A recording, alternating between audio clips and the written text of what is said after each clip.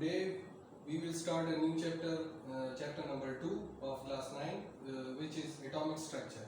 So atomic structure क्या है, मतलब एटम का स्ट्रक्चर जो है वो क्या है, एटम के स्ट्रक्चर में क्या क्या है, मतलब इससे पहले भी थोड़ा थोड़ा हमने डिस्कस किया है कि एटम जो है तो उसमें न्यूक्लियस होता है, उसमें शेल्स होते हैं जिनको ऑर्बिट्स भी कहते हैं।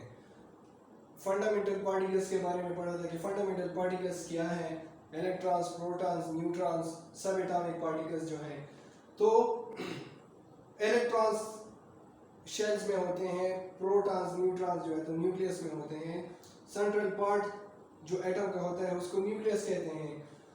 उसके अलावा जितने भी सर्कुलर पाथ्स हैं न्यूक्लियस के अराउंड तो वो शेल्स या ऑर्बिट्स कहलाते हैं। तो एटॉमिक स्ट्रक्चर, एटम के स्ट्रक्चर को मुख्तलिफ साइंटिस्ट ने एक्सपेरिमेंट्स करके एटम का स्ट्रक्चर उन्होंने इस तरह बताया जैसे हम पढ़ चुके हैं या हम पढ़ते हैं कि भाई एटम का ये स्ट्रक्चर है, न्यूक्लियस उसमें है, उसमें शेल्स वगैरह हैं। ये सारा स्ट्रक्चर्स ये मुख्तलिफ एक्सपेरिमेंट्स के नतीजे में सामने आया है। मुख्तलिफ साइंटिस्ट ने इस पे एक्सपेरिमेंट्स किए हैं। उसमें जो सबसे पहला मतलब मुख्तलिफ थ्योरीज आई हैं, मुख्तलिफ एक्सपेरिमेंट्स आए हैं, तो सबसे जो इम्पोर्टेंट और पहली थ्योरी है वो है डाल्टन एटॉमिक थ्योरी। तो Dalton atomic theory actually Dalton atomic theory 1808 में जो है तो प्रेजेंट की गई थी। तो जो अब डाल्टन एटॉमिक थ्योरी को डाल्टन एटॉमिक थ्योरी का नाम क्यों दिया गया, क्योंकि ये जॉन डाल्टन एक इंग्लिश स्कूल टीचर थे। उन्होंने मुख्तलिफ एक्सपेरिमेंट्स किए थे एटॉमिक स्ट्रक्चर को मालूम करने के लिए, और फाइनली फिर उन्होंने कुछ पोस्टुलेट्स, कुछ पॉइंट्स जो है तो एटम या एटॉमिक स्ट्रक्चर के बारे में उन्होंने बताई थी। तो इस एटॉमिक थ्योरी को डाल्टन एटॉमिक थ्योरी का नाम उस इंग्लिश टीचर जॉन डाल्टन की वजह से दिया गया। तो जॉन डाल्टन ने 1808 में प्रेजेंट किया था कि भाई एटम क्या है या एटम का स्ट्रक्चर क्या होगा, तो उन्होंने सारा कुछ एक्सप्लेन किया था। तो उस डाल्टन एटॉमिक थ्योरी के कुछ पोस्टुलेट्स थे। पोस्टुलेट्स मेन पॉइंट्स को कहते हैं कि भाई उन्होंने एक्सपेरिमेंट की थी, उस एक्सपेरिमेंट के नतीजे में उन्होंने क्या क्या स्टेटमेंट्स दी थी। तो वो स्टेटमेंट्स, फर्स्ट नंबर जो है तो उन्होंने ये पोस्टुलेट दिया था कि भाई matter is composed of very small particles called atoms. Matter हमने पढ़ा भी है कि भाई मैटर क्या है। सो matter is anything which occupies space and has मास। जो भी चीज वो जगह घेरती हो और वजन रखती हो वो मैटर कहलाएगी। अब जो मैटर है तो मैटर एक्चुअली जहन में क्वेश्चन आता है कि मैटर किस चीज से बना है। तो according to the first postulate of the Dalton atomic theory, matter is composed of very small particles called atoms. Matter इंतहाई स्मॉल टाइनी पार्टिकल से बना है, उनको कहते हैं एटम्स। अब सेकंड पोस्टुलेट क्या है? सेकंड पोस्टुलेट है atom is an indivisible particle. Dalton atomic theory के मुताबिक डाल्टन ने ये स्टेट किया था कि भाई एटम इंडिविजिबल पार्टिकल है, मतलब एटम को आप और स्प्लिट नहीं कर सकते और डिवाइड नहीं कर सकते। थर्ड पोस्टुलेट जो है वो ये है कि atom can nether be created nor destroyed. Atom को ना बनाया जा सकता है ना उसको खत्म किया जा सकता है। जिस तरह हम law of conservation of mass के बारे में पढ़ते हैं, तो law of conservation of mass के बारे में हम क्या पढ़ते हैं कि भाई किसी भी केमिकल रिएक्शन में मास को ना आप खत्म कर सकते हैं और ना आप पैदा कर सकते हैं, ठीक है। इसी तरह सिमिलरली क्या कि atom can nether be created nor destroyed. उन्होंने स्टेट किया था कि भाई एटम जो है वो क्या है, इसको ना आप क्रिएट कर सकते हैं ना डिस्ट्रॉय कर सकते हैं। So that was the third postulate of Dalton atomic theory.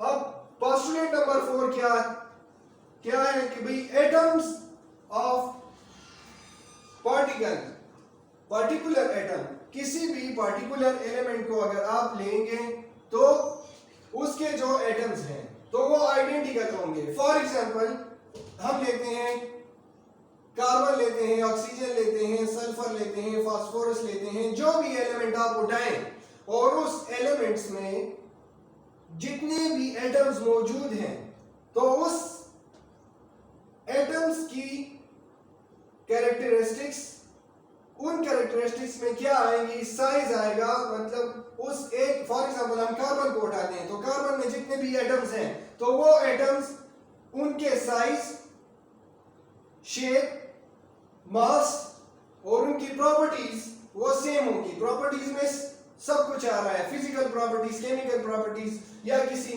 दूसरे के साथ रिएक्शंस करते हैं या वैलेंसी है, जो भी है, तो सारी प्रॉपर्टीज उनकी सेम होंगी। मतलब एक एलिमेंट है तो उसमें जितने एटम्स हैं तो उन एटम्स की प्रॉपर्टीज, उनके मासेस, उनके शेप्स और उनके साइज सेम होंगी। लेकिन अगर आप इस एलिमेंट का और इस एलिमेंट का कंपैरिजन करें तो ये क्या आएगा कि इस एलिमेंट में जितने एटम्स हैं they are quite different from the atoms of this one element. इसी तरह इस एलिमेंट के एटम्स इस एलिमेंट के एटम्स से डिफरेंट होंगे, इस एलिमेंट के एटम्स इस एलिमेंट के एटम्स से डिफरेंट होंगी। सही है। Now come to the fifth one postulate of the Dalton atomic theory. So that is the atoms combine with each other in small mole ratio. मतलब for example हम लेते हैं water, सही है। तो अगर यहाँ पे हमारे पास दो एलिमेंट्स हैं, एक हाइड्रोजन है और एक ऑक्सीजन है, तो इस हाइड्रोजन एलिमेंट में जितने एटम्स हैं यहाँ पे कितने हैं, 2, और ऑक्सीजन के 1। सो यहाँ पे जो रेशो अंडरस्टूड हो रही है वो है 2:1।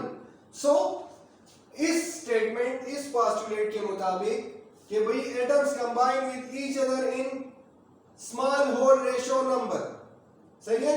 एक स्पेसिफिक प्रोपोर्शंस में एटम्स एक दूसरे के साथ केमिकली कंबाइन होंगी, एक खास रेशो के मुताबिक एटम्स एक दूसरे के साथ कंबाइन होंगे, सही है। Now come to the sixth one, so which is the different elements having different properties. Different elements के different properties होंगी। जिस तरह हमने यहाँ पे एक्सप्लेन किया, कार्बन है तो कार्बन की अलग प्रॉपर्टीज हैं, वैलेंसी अलग है, इलेक्ट्रोनेगेटिविटी अलग है, और बहुत कुछ प्रॉपर्टीज, केमिकल प्रॉपर्टीज अलग है, बॉन्डिंग कैपेसिटी अलग है, सारा कुछ।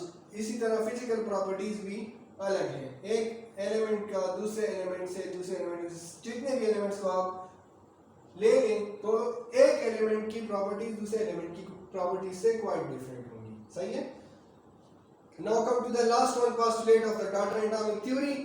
So all chemical reactions are due to the combination or separation of atoms. मतलब जितने भी केमिकल रिएक्शंस आप केमिस्ट्री में स्टडी करते हैं तो उस केमिकल रिएक्शंस, मतलब उन केमिकल रिएक्शंस में क्या है एक्चुअली, तो वो केमिकल रिएक्शंस या तो कॉम्बिनेशन ऑफ एटम से बने होंगे और या सेपरेशन ऑफ एटम से बने होंगे। मतलब जितने भी केमिकल रिएक्शंस हैं वो या कॉम्बिनेशन ऑफ एलिमेंट से बनते हैं, एटम से, और या सेपरेशन ऑफ एटम से बनते हैं। So that was all about the Dalton atomic theory. So उन्होंने एटम्स के बारे में ये 7 पोस्टुलेट जो है तो उन्होंने स्टेट की थी। इसके बाद और भी थ्योरीज हैं, जो रदरफोर्ड एटॉमिक मॉडल है, इसके बाद फिर बोहर एटॉमिक मॉडल है। तो ये सारा कुछ फिर इसके बाद एक्सपेरिमेंट्स जो है तो उन्होंने परफॉर्म किए, तो उसके मुताबिक उन्होंने अपने पोस्टुलेट्स जो किए। मतलब एक मॉडल के बाद जो दूसरा मॉडल आता है तो इट मींस कि भाई पहले वाले मॉडल में कुछ डिमेरिट्स हैं, कुछ डिफेक्ट्स हैं, कुछ लिमिटेशंस हैं, तो उन लिमिटेशंस को दूर करने के लिए, उनको करेक्ट करने के लिए अलग मॉडल जो है तो वो बनता है, सही है। Thank you.